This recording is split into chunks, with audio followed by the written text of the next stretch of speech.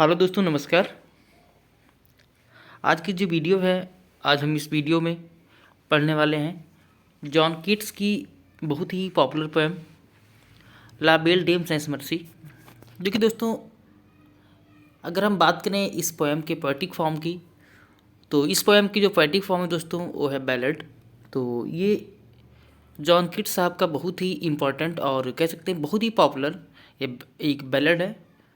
और इस बैलेड की अगर हम बात करें दोस्तों, तो इस बैलेड में अगर हम बात करें तो जॉन कीट्स ने इसमें अपनी खुद के ही एक्सपीरियंस जो हैं, अपने खुद की फीलिंग्स ही यहाँ पे शेयर किया उन्होंने इस बैलेड के माध्यम से। तो दोस्तों, अगर हम बात करें जॉन कीट्स की, तो जॉन कीट्स का एक लव अफेयर था फैनी ब्राउनी से, जिसमें इनको दोस्तों धोखा मिला था फैनी ब्राउनी से। तो ये बहुत ही दुखी थे और उस दुख में ही यहाँ पे जो कह सकते हैं अपनी उसी फीलिंग्स को या एक्सपीरियंसेस को दोस्तों उन्होंने इस बैलेड में शो किया, प्रदर्शित किया दोस्तों, यहाँ दिखाया है उन्होंने जॉन कीट्स ने। जैसा कि अगर देखें तो इस पोएम में अगर हम बात करेंगे दोस्तों, तो यहाँ पे आपको एक नाइट की बात की जाएगी जो एक सरदार है, एक सेना का आप कह सकते हैं किसी गिरोह का सरदार। वहाँ बात करते हैं दोस्तों अगर उस सरदार की, तो यहाँ पे सरदार के रूप में स्वयं हम जॉन कीट्स को समझ सकते हैं। और यहाँ पर दोस्तों इस पोएम में जो बात की जा रही है ला बेल डेम सेंस मर्सी, जो एक फ्रेंच लैंग्वेज में ये टाइटल है। अगर इसकी हम बात करें इंग्लिश में, तो इसका अर्थ है दोस्तों the beautiful lady without mercy. तो यहाँ पे दोस्तों जिस लेडी की बात की जा रही है, एक सुंदर महिला बिना दया वाली, या कह सकते हैं दया विहीन एक सुंदर महिला या एक सुंदर महिला। तो इसकी बात करें अगर, तो यहाँ पर जो भी महिला की बात की जा रही है वो फैनी ब्राउनी को यहाँ पे वो प्रकट करना चाहते। दोस्तों हम कह सकते हैं कि फैनी ब्राउनी जो है उन्हीं को यहाँ पे उन्होंने ब्यूटीफुल लेडी विदाउट मर्सी बताया है। दोस्तों हम पढ़ते हैं इस पोएम में। तो इस पोएम को पढ़ने से पहले हम कुछ इसमें इम्पोर्टेंट फैक्ट्स को जान लेते हैं और थोड़ा हम जो जॉन कीट्स साहब हैं हम उनके बारे में कुछ यहाँ पे पढ़ लेते हैं, तो देख लेते हैं दोस्तों। बढ़ते हैं थोड़ा आगे। तो ला बेल डेम सेंस मर्सी पहले मैंने बताया दोस्तों ये फ्रेंच लैंग्वेज में ये टाइटल है। और अगर हम बात करें इसकी मीनिंग की, इसका मीनिंग हो दोस्तों the beautiful lady without mercy, है दोस्तों बिना दया वाली सुंदर महिला। तो इस अ बैलेड, एक बैलेड दोस्तों produced by the English poet John Keats in 1819। दोस्तों अगर बात करें इस बैलेड की, तो इस बैलेड को प्रोड्यूस किया गया है जॉन कीट्स के द्वारा, जो कि 1819 में पब्लिश हुआ था दोस्तों। बात करें द टाइटल, तो the title was derived from the title of the 15th century poem by Alan Carter called La Belle Dame sans Merci. अगर बात करते हैं दोस्तों, तो ये जो La Belle Dame sans Merci है एक पोएम है 15वीं शताब्दी की एक पोएम है दोस्तों, जिसके पोएट हैं एलन चार्टर। तो एलन चार्टर का एक पोएम है ला बेल डेम सेंस मर्सी। तो ला बेल डेम सेंस मर्सी से ही इन्होंने अपनी इस पोएम को लिया है, या कह सकते हैं इस पोएम के जो सोर्स है दोस्तों 15वीं शताब्दी की पोएम है ला बेल डेम सेंस मर्सी, जिसके पोएट हैं एलन चार्टर। तो उसी पोएम से ये ड्राइव हुआ है, उसी पोएम से निकला है। इसका सोर्स जो है दोस्तों ला बेल डेम सेंस मर्सी है, जो कि एलन चार्टर के द्वारा लिखा गया है। अब दोस्तों बढ़ते हैं थोड़ा सा आगे। तो हम जॉन कीट्स के बारे में थोड़ा कुछ सीखेंगे। तो यहाँ पे देख पा रहे हैं जॉन कीट्स साहब की ये पोर्ट्रेट है, आप इसको देख सकते हैं। हम बात करते हैं इनके जन्म की दोस्तों। तो जॉन कीट्स महोदय का जन्म कहाँ हुआ था, तो आप देख सकते हैं इनका जन्म हुआ था दोस्तों 31 अक्टूबर 1795 में, या कह सकते हैं 31 अक्टूबर 1795। कहाँ पे हुआ था, तो मोरगेट लंदन, जो कि इंग्लैंड में पड़ता है दोस्तों। तो इनका जन्म मोरगेट लंदन में हुआ था, इंग्लैंड के मोरगेट लंदन में। बात करते हैं मृत्यु की दोस्तों, तो इनकी मृत्यु 23 फरवरी 1821, कह सकते हैं 23 फरवरी 1821 में हुई थी, जब उस समय इनकी एज 25 ईयर्स थी दोस्तों। अगर हम बात करें यहाँ पे अगर एग्जैक्ट एज की, तो 25 ईयर्स एंड लगभग 5 मंथ्स एंड समथिंग कुछ दिन भी थे दोस्तों। तो 25 साल 5 महीने कुछ दिन में के बाद इनकी मृत्यु हुई थी, आप ये याद कर सकते हैं दोस्तों। अगर बात करें कहाँ पे हुई थी, तो रोम में इनकी मृत्यु हुई थी, जो पैपल स्टेट्स में पड़ता है दोस्तों। रोम में इनकी मृत्यु हुई थी जॉन कीट्स की। अगर हम बात करते हैं जॉन किट्स की मृत्यु का कारण तो वो ट्यूबरक्लोसिस है दोस्तों, जो टीबी नाम की बीमारी होती है, उसी से इनकी डेथ हुई थी। बात करते हैं इनका ऑक्यूपेशन दोस्तों, ये एक पोएट थे। अगर बात करें मूवमेंट क्या था उस समय, तो ये रोमांटिक पोएट माने जाते हैं दोस्तों। ये रोमांटिसिज्म मूवमेंट से ये बिलोंग करते हैं। अगर बात करें दोस्तों रिलेटिव्स की, तो इनके जो रिलेटिव हैं वो एक जॉर्ज किट्स हैं, जो इनके भाई हैं। दोस्तों यहाँ पे आप देख पा रहे हैं हमारी पोएम यहाँ से शुरू होती है। अब हम पढ़ेंगे इस पोएम को। तो सबसे पहले तो हम आपसे ये कहेंगे कि आप लोग अगर वीडियो देख रहे हैं तो वीडियो को छोड़कर कहीं ना जाएं और इस वीडियो को देखें। और मैं यही कोशिश करूँगा कि इस पोएम को मैं आपको अच्छे से समझा सकूँ, आपको कोई प्रॉब्लम ना हो, आप एक एक वर्ड को समझ सकें। तो सबसे पहले दोस्तों हम यहाँ पे बताएंगे कि इस पोएम को शुरू करने से पहले आपको बता दें, मैंने आपको पहले बता दिया था कि ये जो एक ऑटोबायोग्राफिकल बैलेड कह सकते हैं, जो कि इस पोएम में जॉन किट्स ने अपने खुद के अनुभवों को ही शेयर किया है, जो खुद धोखा खा चुके थे फैनी ब्राउनी से, जिससे इनका लव अफेयर था और उनसे धोखा मिला। तो दोस्तों यहाँ पे हम बात करें अगर उस नाइट की, जिस नाइट की यहाँ बात की जाएगी तो वही है, लेकिन इस एक पोएम है। अब दोस्तों वही कह सकते हैं कि अपनी बंदूक को दूसरे कंधे पर रख कर फायर करना। दोस्तों कुछ वही हाल यहाँ इस पोएम में है। अब दोस्तों पढ़ते हैं इस पोएम में। तो सबसे पहले आप देख पा रहे हैं लिखा है ओ व्हाट कैन हेल्दी। तो सबसे पहले आपको बता दें दोस्तों कि जो कवि हैं आपके जॉन किट्स साहब, जॉन किट्स साहब को एक पहाड़ी के बीच में एक सरदार मिलता है। और सरदार कैसा दोस्तों, तो सरदार जो है नाइट एट आर्म्स पूरा हथियारों से सुसज्जित है। कहने के साथियों सारे हथियार उसके पास हैं। और वो सरदार जो है वो कवि को एक पहाड़ी के बीच में मिलता है। दोस्तों यहाँ पे जब कभी देखते हैं कि जब उस नाइट को देखते हैं, सरदार को देखते हैं, जो एक गिरोह का सरदार होता है दोस्तों, तो उससे वो क्वेश्चन करते हैं, उससे कुछ पूछते हैं, क्योंकि वो सरदार बहुत दुखी होता है, क्योंकि वो शायद दोस्तों किसी ब्यूटीफुल लेडी के का शिकार हुआ था।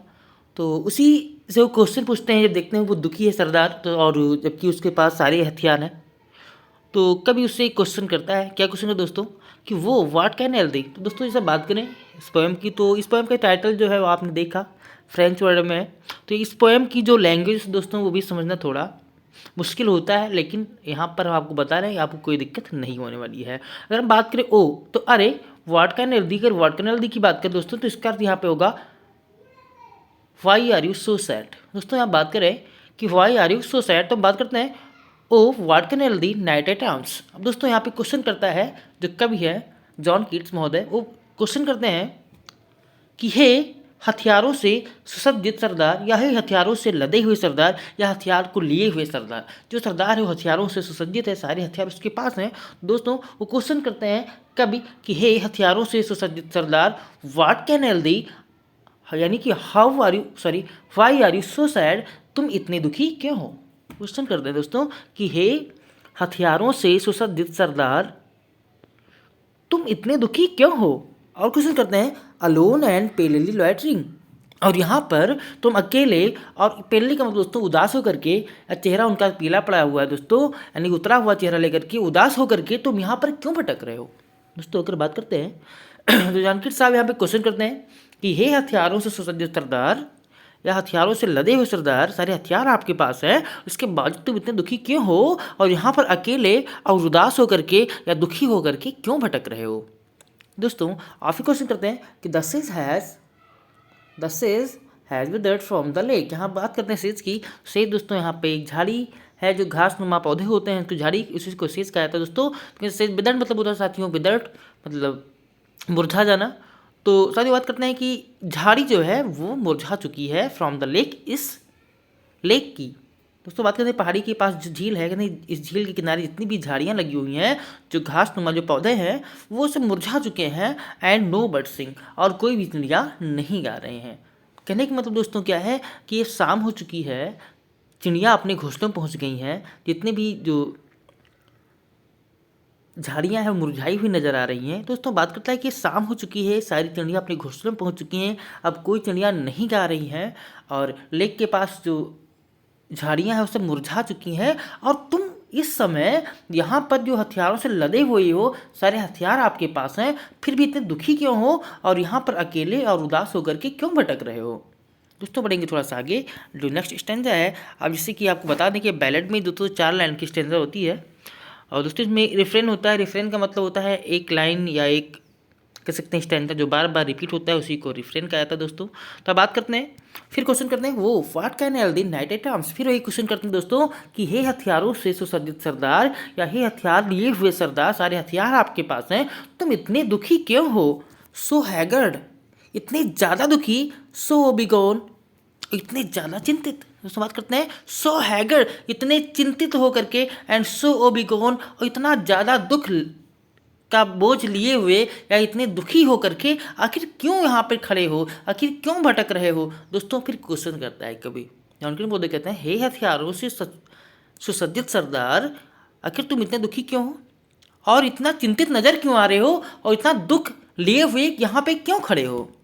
फिर क्वेश्चन करते हैं दोस्तों, हम बात करते हैं वहाँ पे the squirrel granary is full. फिर कहते हैं कि जो गिलहरी का भंडार है, ग्रैनरी का मतलब दोस्तों होता है भंडार, यानी कि स्टोर कह सकते हैं यहाँ पे जहाँ पे हम कुछ रखते हैं अनाज। लेकिन दोस्तों स्क्वायरल ने अपना जो अनाज का जो भंडार है वो भर लिया है, यानी दोस्तों यहाँ पे गिलहरी भी खुश है, उसका सारा अनाज उसके पास पर्याप्त है। एंड द हार्वेस्ट डन, और जो किसानों की फसलें हैं दोस्तों वो भी कट चुकी हैं। अब बात करते हैं कि दोस्तों कभी कहता है कि जो स्क्वायरल है उसने अपना भंडार भर लिया है, यानी स्क्वायरल का जो भंडार है वो अनाज से भरा हुआ है और किसान की फसलें भी कट गई हैं और अब गिलहरी भी खुश है और किसान भी खुश हैं, लेकिन तुम यहाँ पर हथियार लिए हुए हो, सारे हथियार आपके पास हैं, उसके बाद इतने दुखी हो, इतने चिंतित और इतना दुख लिए हुए आखिर यहाँ क्यों भटक रहे हो। दोस्तों क्वेश्चन करता है कभी, तो हम बढ़ेंगे थोड़ा सा आगे। तो फिर यहाँ पे थर्ड स्टेंजा में वो एक क्वेश्चन करते हैं, कहते हैं आई सी अ लिली ऑन द ब्रो। दोस्तों अगर इस लाइन की बात करें तो यहाँ पे अगर हम बात करते हैं फिगर्स ऑफ स्पीच की, तो यहाँ पे फिगर ऑफ स्पीच जो है वो है मेटाफर, क्योंकि यहाँ पे दोस्तों बात करें लिली की तुलना हो रही है सरदार के ब्रो से, यानी कि माथे से हो रही है। तो दोस्तों आई सी अ लिली ऑन द ब्रो, कहते हैं मैं तेरे माथे पर, दोस्तों जॉनकिट साहब कहते हैं कि मैं आपकी माथे पर एक लिली का पुष्प देखता हूँ। कहने के दोस्तों क्या है, लिली का पुष्प उसके माथे पे तो नहीं लगा हुआ है, लेकिन दोस्तों कहते हैं कि तुम्हारा जो माथा है वो, या तुम्हारा जो सिर का जो माथा है वो लिली की पुष्प के समान सफ़ेद पड़ चुका है। कहने दोस्तों तुम्हारी जो माथे पर चिंता की रेखाएं नजर आ रही हैं, with anguish moist and fever due, और चिंता की वजह से आपके माथे पर जो पसीने की जो बूंदें हैं वो साफ साफ नजर आ रही हैं। दोस्तों बात करता है and on the cheeks a fading rose, और जो तुम्हारे गालों की लाली है दोस्तों, and on the cheeks a fading rose, rose का मतलब दोस्तों होता है गुलाब। तो कहते हैं तुम्हारे जो गालों का जो गुलाबी रंग है वो भी फेड हो चुका है, वो भी अब धीरे धीरे समाप्त हो रहा है, फेड हो रहा है, मुरझा रहा है, वो भी खत्म हो रहा है। आखिर ऐसा क्यों है। तो दोस्तों हम जानते हैं कि उदास हो तो हमारे चेहरे का जो रंग होता है फीका पड़ जाता है। दोस्तों तुम्हारे कहता है कभी कि आपके जो चेहरे जो गाल हैं, गाल का जो गुलाबी रंग है वो भी धीरे धीरे फीका पड़ रहा है। आखिर ऐसे क्यों है और तुम इतना दुखी क्यों हो। फास्ट विदर टू, कहते हैं तुम्हारे गुलाबी रंग जो है बहुत तेजी से वो जो है पिदड़ हो रहे हैं, खत्म हो रहे हैं। आपका गुलाबी रंग जो है गाल का वो भी नज़र नहीं आ रहा है, यानी आपका चेहरा देखने से ही बहुत ही चिंतित नज़र आ रहा है। दोस्तों हम बात करते हैं फिर से, कहते हैं कि कभी कहता है कि मैं आपके माथे को एक लिली की पुष्प के समान देखता हूँ। एंड दोस्तों यहाँ पे कभी कहता है कि तुम्हारे माथे पर चिंता नज़र आ रही है और तुम्हारे माथे पर चिंता की वजह से जो पसीने की बूंदें हैं वो भी साफ साफ नज़र आ रही हैं, और तुम्हारे गालों का जो रंग है वो भी जो गुलाबी रंग है वो भी बहुत तेज़ी से खत्म हो चुका है या खत्म हो रहा है। आखिर ऐसा क्यों है, तुम इतने दुखी क्यों हो, इतनी चिंतित क्यों हो। दोस्तों तो जैसा कि आपने देखा कि इन 3 स्टेंजाज में जो कवि है वो सरदार से केवल क्या करता है दोस्तों, तो यहाँ पे क्वेश्चन कर रहा है। हम बात करते हैं नेक्स्ट स्टेंजा की, तो यहाँ पे दोस्तों अब वो जवाब दे रहा है जो सरदार है। क्या जवाब देता है कि दोस्तों I met a lady in the meads. Meads का मतलब दोस्तों होता है ग्रासी लैंड, या कहते हैं घास वाला मैदान जो होता है, हरा भरा मैदान। दोस्तों यहाँ पे कहता है जो सरदार है वो कहता है आई मेट अ लेडी, मैं एक लेडी से मिला इन द मीट्स, हरे भरे मैदान में। जिस दोस्तों यहाँ पे बात हो रही है, तो वो जो सरदार है कहता है कि मैं एक लेडी से, एक महिला से हरे भरे घास के मैदान में मिला, फुल ब्यूटीफुल, और वो बहुत सुंदर थी, अ फेरी चाइल्ड, और वो एकदम परी के बच्चे के समान सुंदर थी। कहने को दोस्तों कभी कहता है कि सरदार ने बताया, सरदार कह रहा है कि मैं जिस महिला से मिला वो महिला इतनी सुंदर थी कि वो परी के बच्चे के समान नजर आ रही थी। यानी दोस्तों वो परी के समान वो सुंदर थी। Her hair was long, okay दोस्तों, उसके जो बाल थे वो बहुत ही लंबे थे। हर फुट वॉज लाइट, और वो उसके पैर बहुत ही हल्के थे। हल्के का मतलब दोस्तों होता है कि जब वो चलती थी तो इस प्रकार से चल रही थी कि जैसे उसके पैर जमीन पर लग ही ना रहे हों। दोस्तों इस प्रकार से जो सरदार है वो कवि के सामने उसकी सुंदरता का, जो लेडी मिली थी उसको, उसका वर्णन कर रहा है। और कहता है and her eyes were wild, और कहता है उसकी जो आंखें थी वो वाइल्ड थी और बड़ी मस्त थी, बड़ी सुंदर थी। तो दोस्तों इस प्रकार से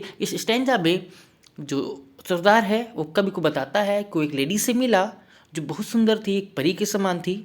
उसके बाल बहुत लंबे थे और वो उसके पैर हल्के थे। कहने में दोस्तों वो ऐसे चल रही थी जैसे उसके पैर ज़मीन पर लग ही ना रहे हों। And her eyes were wild, और उसकी जो आंखें थी वो बहुत मस्त थी या बहुत ही सुंदर थी। दोस्तों अब बढ़ते हैं थोड़ा सा आगे। तो कवि कहता है कि सरदार ने फिर बताया कि I made a garland for her head and bracelets too, and fragrant zone. She looked at me as she did love and made sweet moan. दोस्तों यहाँ पे बात करते हैं तो फिर वो सरदार बताता है कि मैंने आई मेड अ गार्लैंड, मैंने गार्लैंड बनाया, एक माला बनाई फॉर हर हेड, उसके सिर के लिए। जैसे दोस्तों हम बात करते हैं यहाँ पे गार्लैंड की, तो जैसा कि हम मूवी में देखते हैं, बहुत सारी पुरानी फिल्मों की बात करते हैं, तो जैसा कि हम देखते हैं कि वो जो पहले की जो अप्सराएं होती थी वो बालों में गजरा टाइप का या कैसे फूलों का एक गुच्छा लगाती थी। तो दोस्तों ये बात कर रहा है कि मैंने उसके बालों के लिए, उसके सिर के लिए फूलों का एक हार बनाया। एंड ब्रेसलेट्स टू, और हाथों में पहनने के लिए भी मैंने ब्रेसलेट बनाए। एंड फ्रेगरेंट जोन, दोस्तों बात करें फ्रेगरेंट जोन की, तो फ्रेगरेंट जोन होता है दोस्तों जोन जो महिलाएं कमर पे पहनती हैं, कमरबंद कह सकते हैं दोस्तों, और मैंने उसके लिए कमर पर पहनने के लिए कमरबंद भी बनाया। दोस्तों फिर बात करता है सी लुक्ड एट मी, फिर उसने मुझे ऐसे देखा। फिर कभी कभी कहते हैं दोस्तों कि सरदार ने बताया फिर कि उस महिला ने फिर मुझे ऐसे देखा एज सी डिड लव, कि जैसे मुझसे प्यार करती थी। एंड मेड स्वीट मोन, और उसने बहुत ही मीठी मीठी आहें भरी। यानी दोस्तों उसने ऐसा दिखावा किया सरदार के सामने कि जैसे उससे बहुत सच्चा प्यार करती हो, और उसको अपने जाल में फंसाने के लिए उसने अपने प्रेम का सारा नाटक उसको दिखाया। तो इस पर दोस्तों समझ सकते हैं कि कब कहता है कि यहाँ पे सरदार ने उसे बताया कि वो सुंदर तो थे ही, जो सुंदर बनाने के लिए सरदार ने क्या किया, उसके बालों के लिए एक फूलों का हार बनाया, हाथ में पहनने के लिए आप कह सकते हैं बाजूबंद, या कह सकते हैं उसको ब्रेसलेट्स बनाए, और कमर में पहनने के लिए भी उसने फ्रेगरेंट जोन यानी कह सकते महकते हुए कमरबंद बनाए। और फिर उसने उसकी तरफ ऐसे देखा जैसे उससे प्यार करती हो, और उसको देख करके उसने मीठी मीठी या मधुर आहें भरी। अब बात करें थोड़ा सा आगे, तो फिर सरदार कहता है कि I set her on my pacing steed. दोस्तों बात करते हैं, फिर कहता है आई सेट, मैंने उसको बैठाया, हर उसे, ऑन माई पेसिंग, पेसिंग का मतलब दोस्तों पेस मतलब स्पीड, या फिर दोस्तों बहुत ही तेज चलने वाले घोड़, स्टीड का मतलब दोस्तों घोड़ा, यहाँ पे उसका जो साधन है सवारी घोड़ा कह रहा है। उसके बाद मैंने उसको अपने बहुत तेज दौड़ने वाले घोड़े के ऊपर बैठाया। एंड नथिंग एल्स सा ऑल डे लॉन्ग, और मैंने उसके सिवा दिन भर कुछ नहीं देखा। यानी दोस्तों का भी कहता है कि सरदार ने उसको बताया कि उसने उसे उस अपने घोड़े पर बैठाया, बहुत घोड़ा उसका बहुत तेज है, बहुत तेज चलने वाले घोड़े के ऊपर बैठाया, और दिन भर कुछ नहीं किया, बस केवल वो उसी को देखता रहा। फिर बात करता है for side long would see bend, और वो मेरे बगल में, मेरे बल पर या मेरे ऊपर झुकी हुई बैठी रही। And Singh a Pheri song, और वो परी के गाने गाती रही। दोस्तों यहाँ पे बात करते हैं, तो यहाँ पे जो सरदार है वो बताता है कि मैंने पहले उसका सजाया, सब कुछ उसके लिए बनाया, हाथों के लिए ब्रेसलेट्स बनाए, हेड के लिए गार्लैंड बनाया, और कमर में पहनने के लिए मैंने फ्रेगरेंट जोन यानी महकते हुए मैंने कमरबंद बनाए। और उसके बाद उसने मुझे ऐसे दिखाया ऐसे मेरे सामने एक्सप्रेशन दिखाया कि जिससे लगा कि सरदार से वो बहुत ज़्यादा प्रेम करती हो। उसके बाद सरदार कहता है कि मैंने उसको अपने तेज चलने वाले घोड़े पर बैठाया, और नथिंग कुछ नहीं देखा दिन भर, बस केवल उसी को दिखता रहा, और वो साइड लॉन्ग उंट सी बेंड, और मेरे बल पर बैठी हुई घोड़े के ऊपर केवल क्या किया, वो परी के सॉन्ग गाती रही। अब दोस्तों बढ़ते थोड़ा सा आगे, तो फिर कहता है she found me roots of relish sweet and honey wild and manna dew. दोस्तों बात करते हैं कि she found me roots of relish sweet का मतलब दोस्तों कह सकते हैं रूट्स मतलब जो कुछ जड़ें कह सकते हैं, रूट्स मतलब जड़ें। तो कहता है उसने मुझे खाने के लिए कुछ मीठी जड़ें दी जो बहुत ही स्वादिष्ट जड़ें थी, बहुत ही रेली स्वीट्स आके बहुत ही स्वादिष्ट जड़ें, मीठी जड़ें खाने के लिए दी। एंड हनी वाइल्ड, और उसने मुझे खाने के लिए मीठा शहद दिया। एंड मनाड्यू, और उसने मुझे, मनाड्यू का मतलब दोस्तों होता है यहाँ पे आप निकालेंगे तो ओस से भीगे हुए फल जिसको हम दैवीय फल कह सकते हैं, दैवीय भोजन मान सकते हैं। तो मनाड्यू का मतलब होता है दैवीय भोजन दोस्तों, जो ईश्वरीय भोजन माना जाता है। और कहता है उसने मुझे हनी वाइल्ड यानी कि मीठा शहद भी दिया और साथ साथ ओस से भीगे हुए फल दिए या दैवीय भोजन मुझे खाने के लिए दिए। दोस्तों मैं थोड़ा सा आगे फिर कहता है सरदार की and sure in language said, और उसने फिर मुझे इतनी अजीब सी आवाज़ में कहा, क्या कहा, आई लव दी ट्रू। उसने कहा, सरदार ने बताया कि फिर उस महिला ने मुझसे कहा बहुत ही प्यारी आवाज़ में कि आई लव दी ट्रू, मैं तुझसे सच्चा प्रेम करती हूँ। दोस्तों यहाँ पे सरदार बताता है कि उसने मुझे खाने के लिए बहुत ही मीठे कुछ जड़, मीठी और स्वादिष्ट जड़ें दी और मीठा शहद खाने के लिए दिया और साथ साथ ओस से भीगे हुए फल या ईश्वरीय भोजन मुझे उसने खाने के लिए दिया। उसके बाद उसने मुझे बहुत ही मधुर आवाज़ में, बहुत ही स्ट्रेंज या कह सकते हैं बहुत ही अजीब सी आवाज़ में उसने मुझसे कहा कि मैं तुझसे बहुत सच्चा प्रेम करती हूँ। अब दोस्तों थोड़ा बढ़ते हैं आगे। तो फिर बताता है सरदार कहता है सी टुक मी टू हर एल्फिन ग्रॉट। हाँ दोस्तों, एल्फिन का मतलब है भयानक, ग्रॉट का मतलब दोस्तों यहाँ पे है केव। तो फिर कह रहा है सी टुक मी, वो मुझे ले गई अपने एल्फिन ग्रॉट में या अपने भयानक गुफा में ले गई। एंड देयर सी वेप्ट, और वहाँ पर वो रोने लगी। एंड साइड फुल शोर, और खूब जोर जोर से वो सिसकियाँ भरने लगी। And there I set her wild wild eyes, और वहाँ पर मैंने उसकी मधुर मधुर आँखों को या बहुत ही प्यारी प्यारी आँखों को सेट कर दिया, बंद कर दिया विथ किसेस फॉर, 4 बार किस करते हुए। तो यहाँ पे जो कवि है वो कहता है कि सरदार ने उससे बताया कि सब कुछ खिलाने के बाद उसमें मीठी जड़ें, शहद और मनाड्यू यानी कि दैवीय भोजन खिलाया। उसके बाद मुझसे कहा कि वो प्रेम करती है। उसके बाद वो मुझे अपनी भयानक सी गुफा में ले गई। वहाँ पर वो ज़ोर ज़ोर से रोने लगी और ज़ोर ज़ोर से वो सिसकियाँ भरने लगी। और वहाँ पर फिर मैंने क्या किया, तो दोस्तों यहाँ पर सरदार कहता है कि मैंने उसकी सुंदर सुंदर आँखों को बंद कर दिया, 4 बार किस कर गए। कह रहा है मैं 4 बार किस किया और उसकी जो रो रही थी उसकी आंखों को मैंने बंद कर दिया। दोस्तों बढ़ते हैं थोड़ा सा आगे।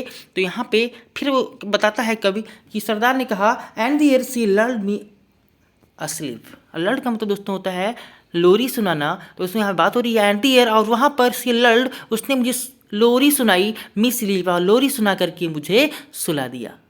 दोस्तों यहाँ बात करता है, सरदार बताता है कि फिर वो अपनी गुफा में मुझे लोरी गाकर सुनाया और लोरी गाते हुए उसने मुझे सुला दिया। एंड देयर आई ड्रीम्ड, और जब मैं सो गया तो मैंने एक सपना देखा। वो बिटाइड, अरे कितना दुख भरा सपना देखा। कहता है कि अरे मैंने बहुत ही दुख भरा सपना मैंने देखा। क्या सपना देखा? द लेटेस्ट ड्रीम, एक नया सपना देखा। आई एवर ड्रीम, जैसा मैंने सपना पहले कभी नहीं देखा था। On the cold hill side, उस ठंडी पहाड़ी के बीच में, या ठंडी पहाड़ियों के ऊपर जहाँ पर मैं आज खड़ा हूँ। वो बताता है कि यहाँ पर मैं सो गया और कह रहा है कुछ गुफा में जब सोया तो मैंने एक बहुत ही दुख से भरा हुआ सपना देखा। और इतना नया सपना था कि एक सपना मैंने पहले कभी नहीं देखा था इस पहाड़ी के ऊपर। दोस्तों बढ़ते थोड़ा सा आगे। तो कहता है कि सपने मैंने क्या देखा, तो कहता है ऐसा पेल किंग्स। कहता है मैंने अपने सपने में पेल किंग्स यानी ऐसे राजाओं को देखा जिनके चेहरे पीले पड़े हुए थे, जो उदास राजा थे जिनके चेहरे पीले पड़ चुके थे, उतरे हुए चेहरे थे। कहता है मैंने उदास राजाओं को देखा एंड प्रिंसेस टू, और मैंने राजकुमारों को देखा। पेल वॉरियर्स, और मैंने बहुत से उदास योद्धाओं को देखा। Death pail were they all, जिनकी मृत्यु हो चुकी थी और वो सब पीले पड़ चुके थे। मैंने देखा कि अपने सपने में कि राजाओं को देखा और राजकुमारों को देखा, बहुत सारे योद्धाओं को देखा जो कि मर चुके थे, उनके चेहरे पीले पड़ चुके थे। मैंने उन सबको अपने सपने में देखा। क्या किया? दे क्राइड, वो चिल्ला रहे थे। वो चिल्लाए, क्या कहा? ला बेल टेम सेंस मर्सी दी है इंथ्राल।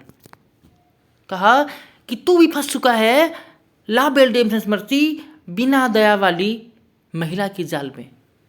दोस्तों कभी कहता है कि जब मैं वहाँ सो गया तो मैंने अपने सपने में उन राजाओं के सपने देखा, वो प्रिंसेस के सपने देखा जिनके चेहरे उतरे हुए थे, जो बहुत उदास थे। ऐसे बहुत सारे वॉरियर्स को देखा, बहुत सारे योद्धाओं को देखा जो कि इसी महिला की जाल में फंस करके मर चुके थे, उनकी मृत्यु हो चुकी थी। और वह सब मुझे चेतावनी दे रहे थे, वह चिल्ला रहे थे और कह रहे थे कि तू भी आज बिना दया वाली महिला के जाल में फंस चुका है, तो भी उस महिला का शिकार हो चुका है। दोस्तों यहाँ पे फिर कहते हैं कि सरदार बताता है कि ऐसा dear star lives in the gloom. Gloom मतलब दोस्तों अंधकार।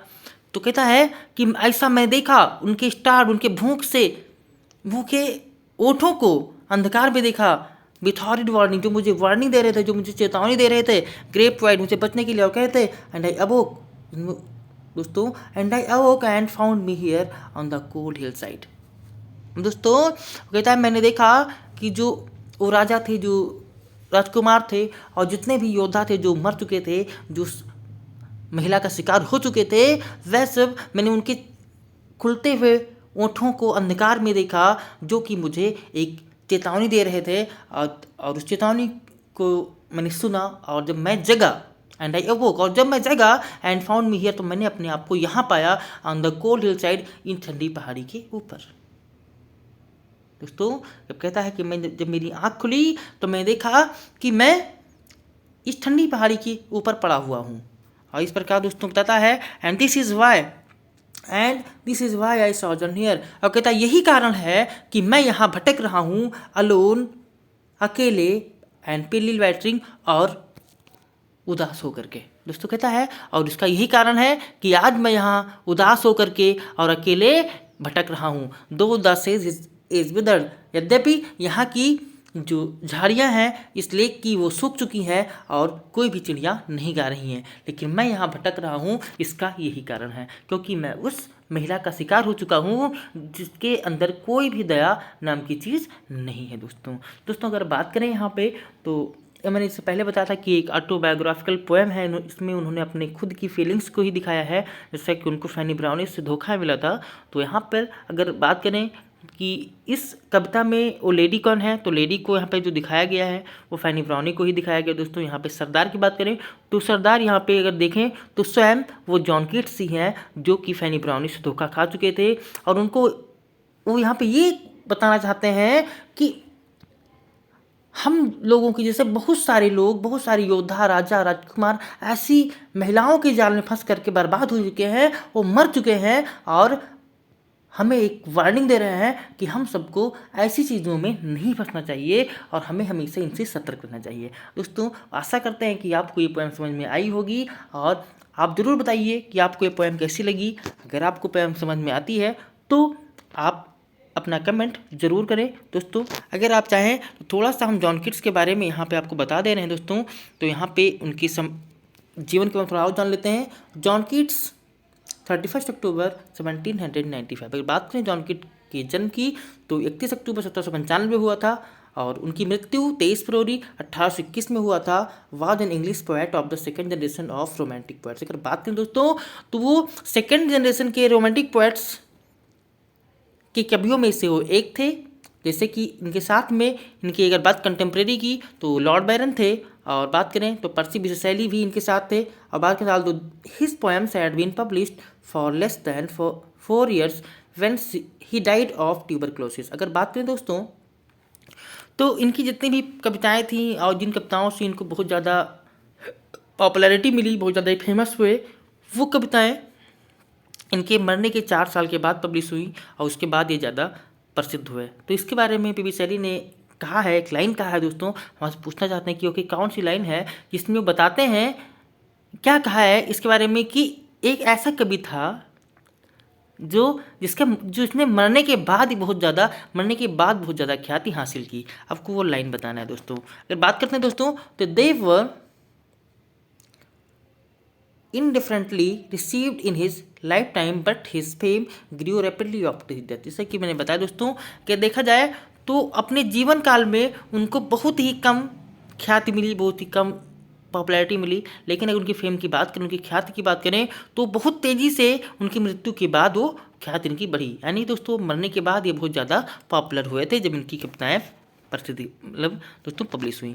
By the end of the century he was placed in the canon of English literature and was an inspiration to the pre-rapid brotherhood। अगर दोस्तों बात करते हैं तो यहाँ पर आपको बहुत सारी चीज़ें मिल जाएंगी, जैसा कि हम आपको दिखा दे रहे हैं, आप इसको पढ़ सकते हैं। और जो भी क्वेश्चन से बनने वाले दोस्तों क्वेश्चन आप जरूर बना लीजिए। और आप दोस्तों हम ये कहेंगे कि आप सारे क्वेश्चन, जितने भी क्वेश्चन मिल रहे हैं आपको, उनको आप नोट जरूर कर लीजिए, क्योंकि दोस्तों ये रियलिटी ग्रेड का एग्जाम है और इसमें क्वेश्चन बहुत ही डीपली पूछा है दोस्तों, बहुत ही डीपली क्वेश्चन आते हैं। तो यहाँ बात बहुत डीपली आपको पढ़ना है, हर एक चीज़ को आप नोट कर सकते हैं, इसको देख सकते हैं। मैं सब अंडरलाइन कर रहा हूँ, आप इसको खुद पढ़ सकते हैं, क्योंकि वीडियो बहुत लंबी हो रही है दोस्तों, और वीडियो को हम लंबी नहीं करना चाहते हैं क्योंकि आप लोग वीडियो देखना पसंद नहीं करते शायद। और ऐसा हम देखते हैं दोस्तों कि यूट्यूब पर बहुत सारी ऐसी वीडियोज़ हैं जिसमें अच्छे से क्लियरिफिकेशन भी नहीं होता, फिर भी वीडियोज़ के व्यूज़ अगर हम देखें तो बहुत ज़्यादा होते हैं। लेकिन दोस्तों इससे मुझे कोई मतलब नहीं है, आप लोग को अच्छा लगता है तो वीडियो देखिए, अन्यथा कोई बात नहीं। तो आपको देख सकते हैं कुछ इनके जो है पार्टिकुलर वर्क हैं बहुत ही इंपॉर्टेंट, वो देख लीजिए। वो टू अ नाइटिंगेल है, वो ऑन अ ग्रेसियन है, स्लीप एंड पोएट्री है, और इनकी एक सोनेट है ऑन फर्स्ट लुकिंग इनटू चैपमैन्स हॉमर। तो ये सारे इनके वर्क्स हैं, इनको आप नोट कर सकते हैं दोस्तों। तो अब इसी के साथ हम इस वीडियो को समाप्त करते हैं और मिलेंगे आपसे नेक्स्ट वीडियो में। और आप लोग मुझे इनक्रेज करते रहें, मेरी हिम्मत को बढ़ाते रहें, ताकि मैं और वीडियोज़ आप लोगों की समझ ला सकूं, ताकि आप लोगों को एलटी ग्रेड इंग्लिश की तैयारी के लिए कोई भी प्रॉब्लम ना हो। हमारा जो दोस्तों यही हमारी सोच जो है यही है कि किसी को कोई प्रॉब्लम ना हो, और हर व्यक्ति का, जितने भी हमारे एस्पिरेंट्स हैं जो कि एलटी ग्रेड की तैयारी कर रहे हैं, सबको कोई भी प्रॉब्लम हो, उनके साइड आउट क्लियर हो। दोस्तों मिलेंगे नेक्स्ट वीडियो में, तब तक के लिए धन्यवाद वीडियो को देखने के लिए। जय हिंद, वंदे मातरम।